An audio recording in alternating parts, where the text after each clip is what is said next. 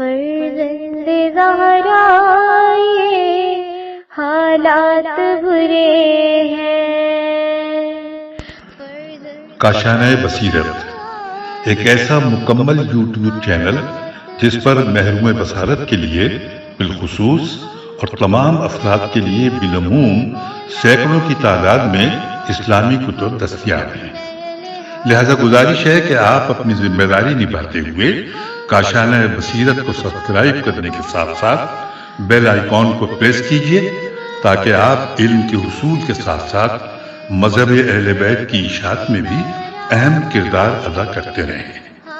کاشانۂ بصیرت، کاشانۂ بصیرت، کاشانۂ بصیرت۔ فرزند زہرا یہ حالات برے ہیں۔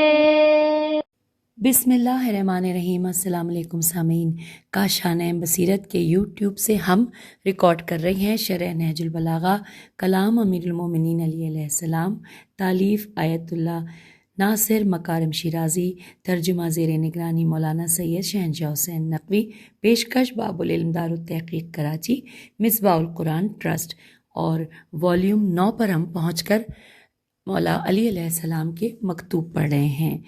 اس نشست میں ہم مکتوب نمبر 8 پڑھنے جا رہے ہیں۔ آئیے مل کر پڑھتے ہیں، آغاز کرتے ہیں۔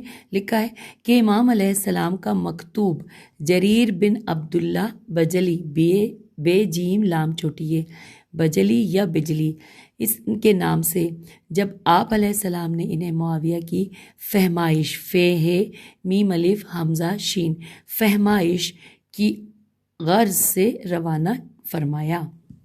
اب آئیے مکتوب کی سند کی جانب۔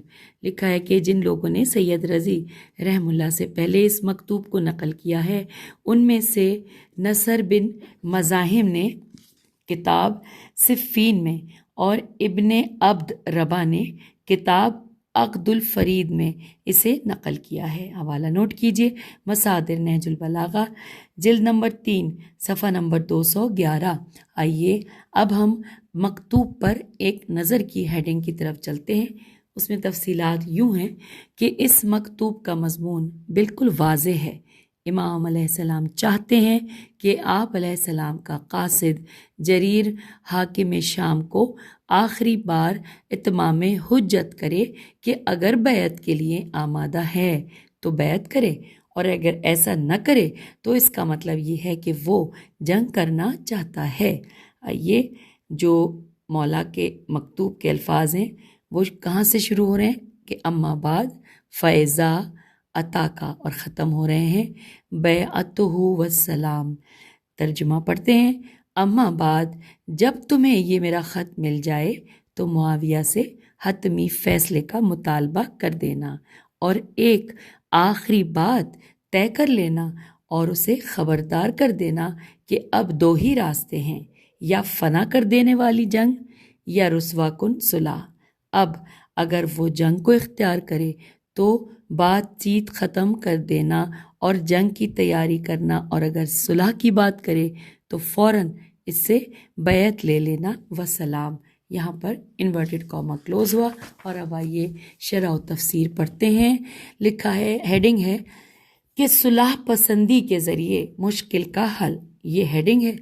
تفصیلات کچھ یوں ہیں کہ تواریخ میں آیا ہے کہ جب امیر المومنین علیہ السلام نے جریر رضی اللہ کو حاکم شام کے پاس جانے اور اس سے بیعت لینے کی ذمہ داری سونپی، اور اس نے امام علیہ السلام کا پیغام حاکم شام تک پہنچایا، تو وہ مسلسل ٹال مٹول سے کام لیتا رہا، یہاں تک کہ امیر المومنین علیہ السلام کے اصحاب نے اس پر حاکم شام سے گٹھ جوڑ کرنے کا الزام لگایا، اور امام علیہ السلام نے اس کے بارے میں فرمایا کہ جریر اس قدر حاکم شام کے پاس رکا ہے کہ یا گناہ گار ہے اور یا اس نے دھوکہ کھایا ہے۔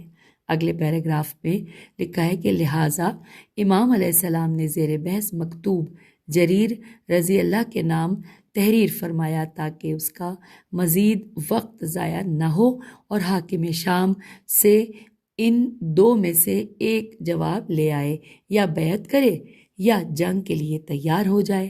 تو امام علیہ السلام نے اس مکتوب میں فرمایا کہ انورٹڈ کاما کہ اما بعد جب تمہیں یہ میرا خط مل جائے تو معاویہ سے حتمی فیصلے کا مطالبہ کر دینا اور ایک آخری بات طے کر لینا اور اسے خبردار کر دینا کہ اب 2 ہی راستے ہیں، یا فنا کر دینے والی جنگ یا رسوا کن صلح۔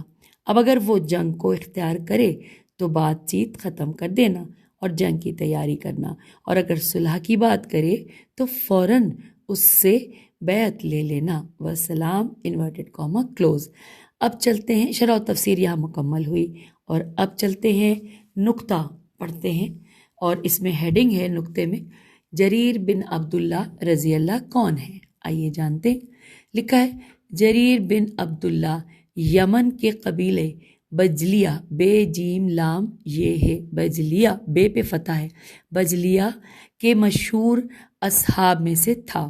بجلیہ اس قبیلے کی ایک معروف عورت کا نام تھا جس کا نام قبیلے کو دیا گیا، اور کبھی اس قبیلے سے منسوب شخص کو بجلی کہا جاتا ہے۔ دوبارہ پڑھتے ہیں، اور کبھی اس قبیلے سے منسوب شخص کو بجلی کہا جاتا ہے۔